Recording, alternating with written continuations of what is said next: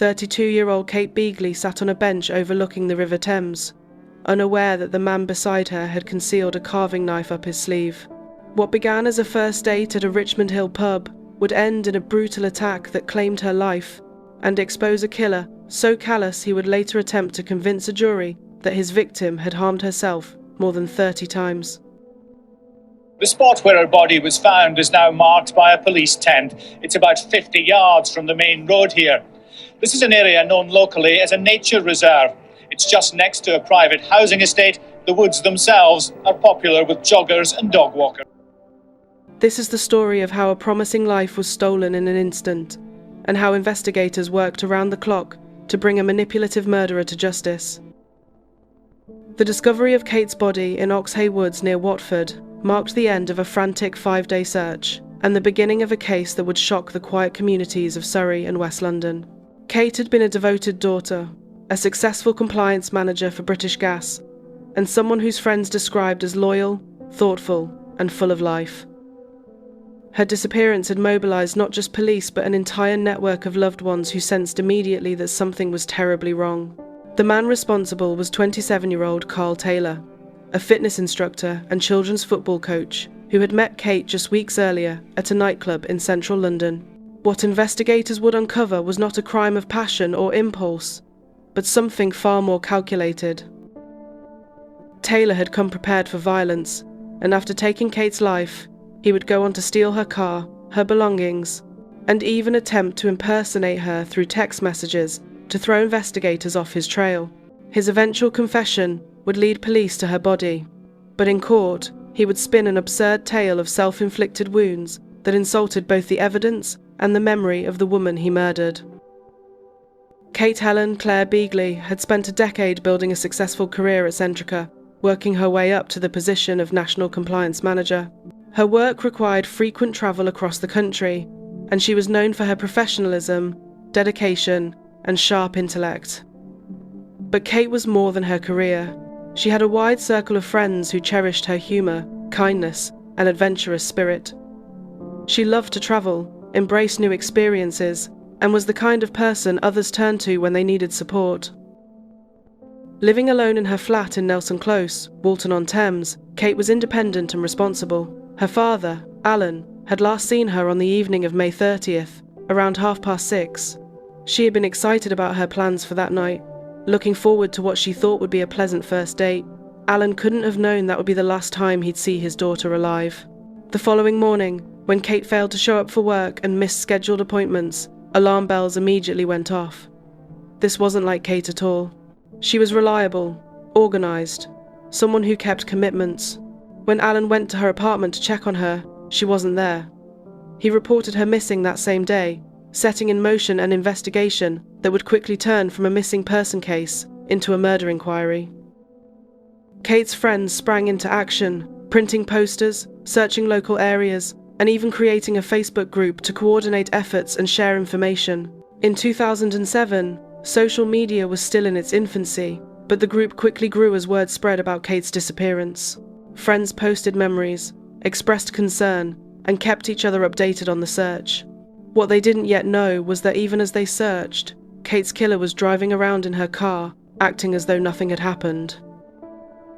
The backdrop to Kate's disappearance was particularly haunting for residents of Walton-on-Thames. Just 5 years earlier, 13-year-old Mu+der had been abducted from the same area, her remains discovered months later. That case had gripped the nation and remained unsolved at the time Kate went missing, though Levi Belfield would eventually be convicted of Millie's murder in 2011. The echoes of one tragedy now seemed to be repeating with another, and the community's fear was palpable. On May 18th, Kate had been out with friends at a nightclub in central London when she met Carl Taylor. He was chatty, flirtatious, and seemed pleasant enough that she agreed to exchange phone numbers. Over the following days, they sent text messages back and forth, getting to know each other in the casual way people do in the early stages of potential romance. They arranged to meet on May 30th for a proper date at the Roebuck, a pub on Richmond Hill with stunning views over the Thames. That evening, Kate drove to meet Taylor, and they sat inside the pub for drinks. But something was off from the start. Witnesses later told police that Kate seemed distracted, frequently checking her phone and sending text messages to friends. One witness recalled that Kate barely engaged in conversation, keeping her head down to text while Taylor talked at her. It appeared she wasn't particularly interested in him, perhaps sensing something that made her uncomfortable, or simply realizing they weren't compatible. After their drink, they walked outside to sit on a bench overlooking the river. The location was scenic and popular with couples and tourists alike, but Taylor hadn't come for romance or even companionship. Earlier that day, he had stolen a carving knife from a friend's home, concealing it up his sleeve as he met Kate. The attack, when it came, was savage and sudden. Taylor stabbed Kate repeatedly in the face, neck, and head, inflicting more than 30 wounds. The attack was frenzied and brutal, far exceeding what would have been necessary to overpower her. Blood spattered on the bench, the steps, and the handrails leading back toward the pub. Kate fought for her life, but she never had a chance against someone who had come prepared and determined to kill. What happened next revealed the true nature of Taylor's crime. He dragged Kate's body to her Volkswagen Golf, placed her in the boot, and drove away. At nearly midnight, a police officer spotted the car being driven erratically over Chiswick Bridge, heading in the opposite direction from Kate's home. The officer logged the vehicle check, not knowing that in the boot lay a young woman who had just been murdered. Taylor drove Kate's body to Oxhay Woods, a nature reserve near Watford in Hertfordshire. There, he removed her clothing and used bottles of water she had kept in her car to wash her body. He later claimed he wanted to spiritually clean her and leave her open beneath the stars, a statement that combined cruelty with bizarre justification. He left her naked body partially hidden among stinging nettles near a car park, then drove back toward London. As Taylor made his way down the motorway, he tossed the murder weapon and some of Kate's belongings onto the embankment. Among the items he discarded was a self-help book Kate had owned, one in which she'd written personal notes about work stresses, a past relationship, and concerns about her mother's health. Taylor had read through these private thoughts before throwing the book away, later using the information to craft convincing text messages that made it seem as though Kate was still alive. When Kate was reported missing on May 31st, investigators from Surrey Police immediately began working to trace her last known movements.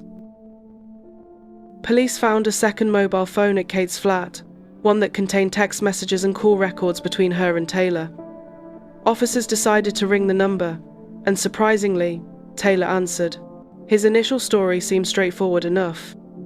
He confirmed they'd gone on a date, said Kate had dropped him off in Twickenham afterward, and claimed he'd caught a bus home. He insisted he hadn't seen her since, and had no idea where she might be. But investigators quickly began poking holes in his account.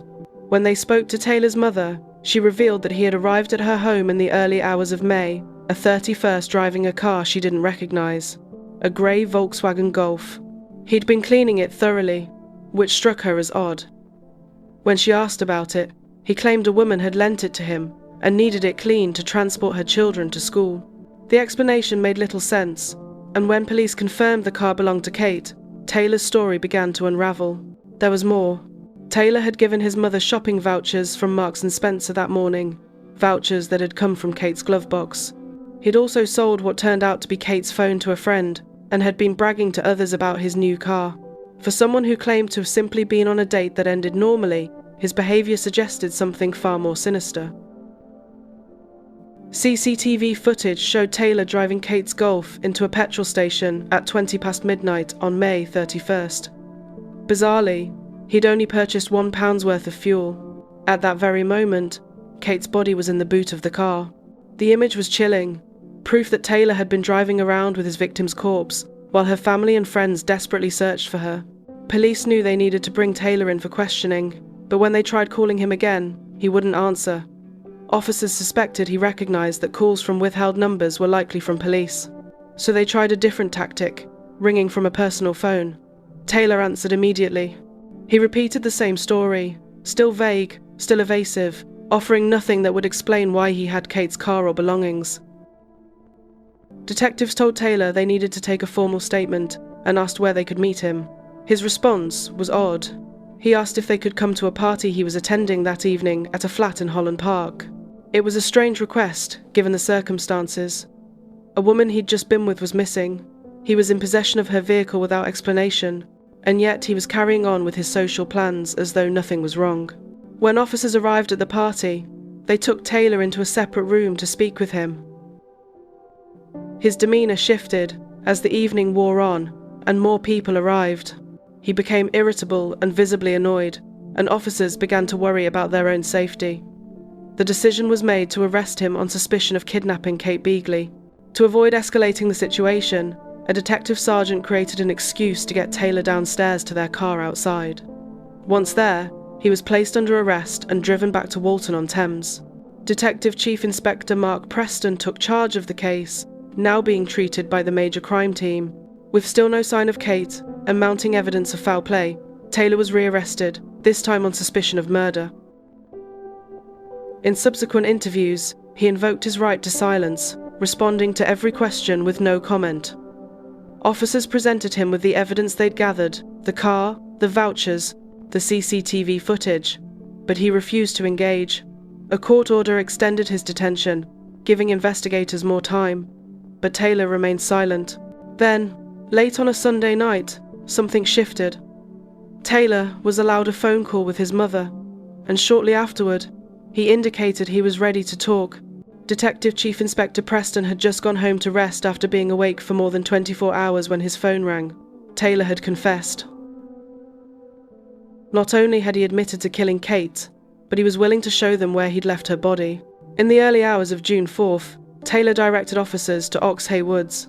The journey was carefully documented, with Taylor under caution and being filmed throughout to preserve evidence and ensure everyone's safety.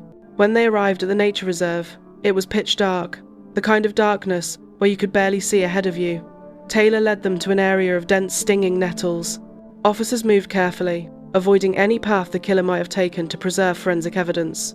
At 3 a.m, they found Kate's naked body, partially concealed in the undergrowth.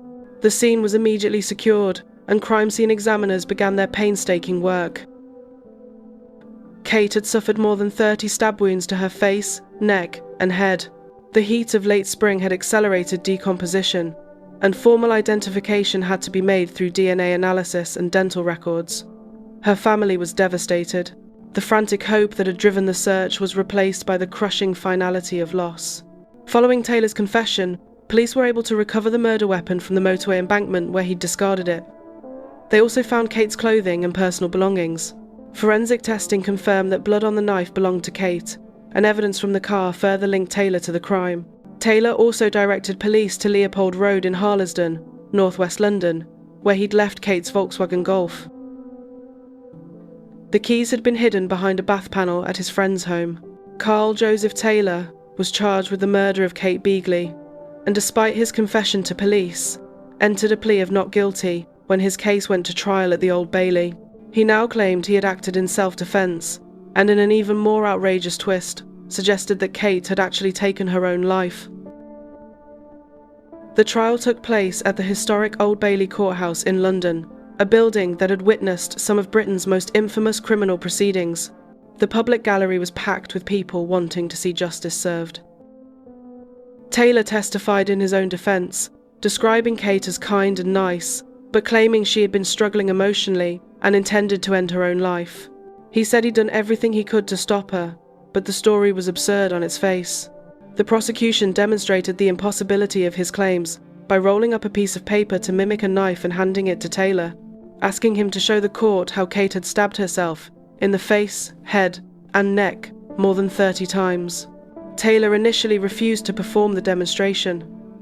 The judge, Justice Forrester, told him firmly that he was not in charge and needed to do as instructed. When Taylor finally attempted to show how Kate had supposedly inflicted the wounds on herself, the performance was described as ridiculous and embarrassing. Medical evidence made clear that the severity and location of Kate's injuries were inconsistent with self-infliction. She would have lost consciousness long before she could have continued attacking herself. During the trial, prosecutors also revealed a letter Taylor had written to Kate's family while in custody. The letter began with him introducing himself as the man who had met Kate, describing her as kind but unhappy. He wrote about taking her life, but framed it within bizarre spiritual language about stars, angels, and hearts beating through good deeds. The detectives who intercepted the letter had chosen not to show it to Kate's family, sparing them additional pain. The letter revealed Taylor's manipulative nature, his attempt to reshape the narrative, and perhaps even elicit sympathy. It later emerged that while awaiting trial, Taylor had befriended 2 other notorious killers at Belmarsh Prison, Levi Belfield, who murdered Millie Dowler, and Mark Dixie, who killed Sally Ann Bowman. According to Laura Richards, the former head of Scotland Yard's Homicide Prevention Unit, the 3 men would coach each other for their upcoming trials. Attempting to manipulate the system and hone their defence strategies, all 3 were convicted in 2008 within weeks of each other at the Old Bailey. After less than 2 hours of deliberation, the jury returned with their verdict: guilty. The public gallery erupted in applause and relief. Justice Forrester sentenced Taylor to life imprisonment with a minimum term of 30 years. In his sentencing remarks, the judge made clear his view of the crime. He stated that this was a murder committed for gain, that Taylor had gone to meet Kate equipped with a knife, and that he had taken advantage of a vulnerable young woman who was simply looking for friendship. When Taylor tried to interrupt, saying he hadn't done what the judge described, Justice Forrester continued without pause. He described the use of the knife as premeditated, the concealment of Kate's body as callous, and Taylor himself as arrogant, manipulative, and highly dangerous. Outside the courthouse, Kate's father Alan spoke to the press. I speak for us all when I say our lives will never be the same again. Our family has been devastated and life seems empty and meaningless without Kate. The impact of Kate's murder rippled outward, touching everyone who had known and loved her.